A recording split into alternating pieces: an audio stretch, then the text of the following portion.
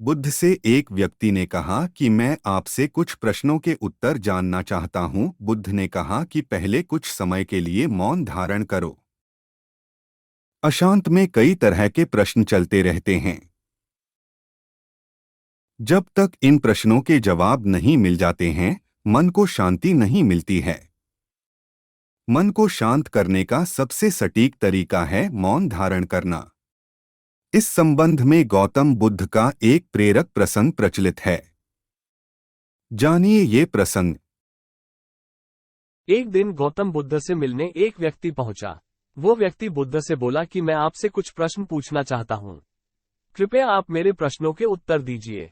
बुद्ध ने देखा कि वो व्यक्ति बहुत अशांत लग रहा है। उन्होंने कहा कि मैं तुम्हारे सभी प्रश्नों के उत्तर दे दूंगा, लेकिन तुम्हें 1 साल तक मौन धारण करना होगा। उसके बाद तुम जो भी कुछ पूछना चाहते हो पूछ सकते हो।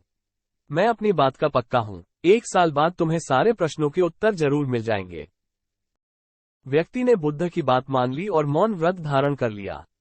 अब वो पूरे समय मौन रहने लगा। कुछ ही दिनों में मौन की वजह से वो ध्यान में उतरने लगा था। उसका मन शांत होने लगा। मौन और ध्यान की वजह से उसके सभी प्रश्न खत्म होने लगे।